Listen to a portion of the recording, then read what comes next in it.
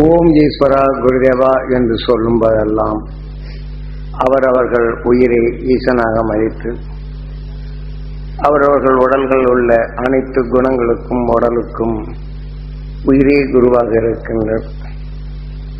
நாம் எதையெல்லாம் எண்ணுகின்றோமோ, கேட்கின்றோமோ, பார்க்கின்றோமோ இவை அனைத்தையும் ஓம் நமச்சிவாய ஓம் நமச்சிவாய என்று நமது உடலாக மாற்றிக்கொண்டே உள்ளது. இப்போ நாம் ஒவ்வொரு உணர்வுகளையும் நமது உயிர் நுகர்ந்து அத்தகைய அணுவின் உணர்வாக உடலாக்கி அணுவின் மலம்தான் சிவமாகி நம் உடலாக மாறுகின்றது. ஆகவே உயிர் எத்தனையோ கோடி சரீரங்களை கடந்து இன்று நம்மை மனிதனாக மாற்றி எத்தனையோ கோடி சரீரங்களில் அந்தந்த உடல்களை பாதுகாக்க நுகர்ந்த உணர்வுகளே தான் உணர்வுக்கொப்ப உடல்கள் மாறி மாறி உறுப்புகள் மாறி இவ்வாறு நம்மை மனிதனாக ஓரோ அமைத்து கொடுத்தது நமது உயிரே. ஆகவே நமது உயிரை நாம் எப்படி மதித்தல் வேண்டும்? உயிரால் இன்று மனிதனான பின் நாம் எண்ணியது எதுவோ அதை இயக்குகின்றது, அதன் வழியே நம்மை ஆளுகின்றது, அதன் உணர்ச்சிகளே நம்மை ஆளச் செய்கின்றது. ஆக நமது உயிரின் இயக்கம் மிகப்பெரிய சக்தியாக இருக்கின்றது. ஆகவே அத்தகைய மிகப்பெரிய சக்தியை நாம் அலட்சியமாக கவனிக்கின்றோம். ஏனென்றால் இந்த உயிர் இல்லை என்றால் இந்த உடல் இருக்காது. இந்த உயிர் இல்லை என்றால் உடலான சிவம் சபமாக மாறுகின்றது. ஆகவே இந்த உடல் இருக்கும் வரையிலும் இனி பிறவியில்லா நிலை என்னும் அருள் உணர்வு பெற்று பேரருள் பெற்று பேரொளி ஆன அந்த துருவ நட்சத்திரத்தின் உணர்வுகளை நாம் பெருக்கி நம் உடலிலே அதிகமாக நான் சேர்ப்பின் மனிதன் இப்பிறவியின் கடைசி நிலையை அடைகின்றான்.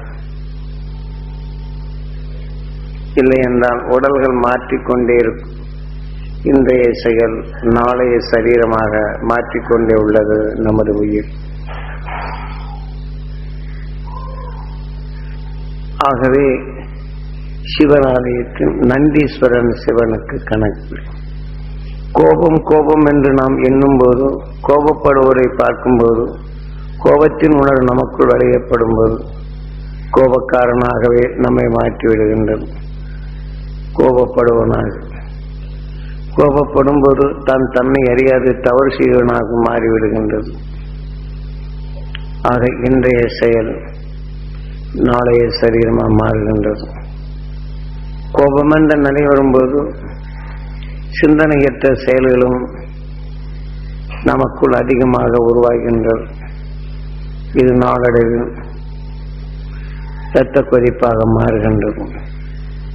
இரத்த கொதிப்பு அதிகமானால் நமது அங்கங்கள் அனைத்தும் அது கைகால்களில் முடக்கப்படுகின்றது. இதை போன்று இதைத்தான் நாம் சுவாசித்த உணர்வுகள் நந்தீஸ்வரன் சிவனுக்கு கணக்கு பிள்ளை என்று நாம் கோபித்த உணர்வுகள் அனைத்தும் அதன் கணக்கின் பிரகாரம் அடுத்த இரத்த கொதிப்பாகி இந்த உடலை விட்டு வெளியே செல்லும் போது இந்த கணக்கின் பிரகாரம் புலி எப்படி இரக்கமற்று கொன்று அந்த உணர்வின் உணவாக அதை எடுத்து உணவாக உட்கொண்டாலும் வெறித்தனமாக தான் அது உணவாக உட்கொள்ளும். அதே குணம்தான் மனிதன் உடல் இருக்கும் போதும்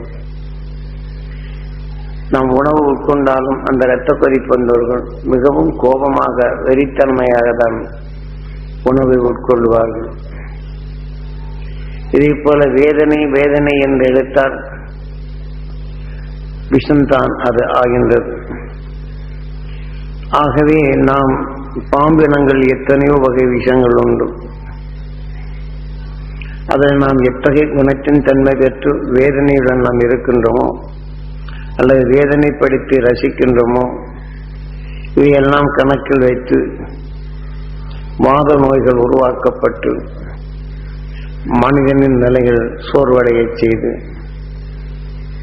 ஆக விஷத்தின் நன்மை பெருக்கி கைகால் அங்கங்கள் வீழ்ச்சி அடைந்து இந்த உடலுக்கு பின் நாம் பாம்பு இனங்களாகவும், பாம்பு இனங்களில் எத்தனையோ வகை உண்டு, அதன் உணர்வு இந்த கணக்கின் பிரகாரம் அடுத்த உடலை உருவாக்குகின்றது. அடிக்கடி வேதனை என்ற உணர்வுகள் அதிகமாக சுவாசித்து கேன்சர் என்ற நிலை வந்தால் அதை நம்மை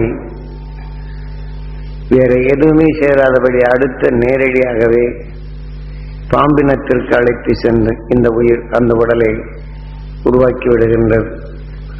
நான் சிவனாலயத்தின் நந்தீஸ்வரன் சிவனுக்கு கணக்கு பிள்ளை. நாம் நுகர்ந்த உணர்வு எதுவோ நமது உயிர் குணத்தின் அணுவாக உருவாக்கி விடுகின்றது.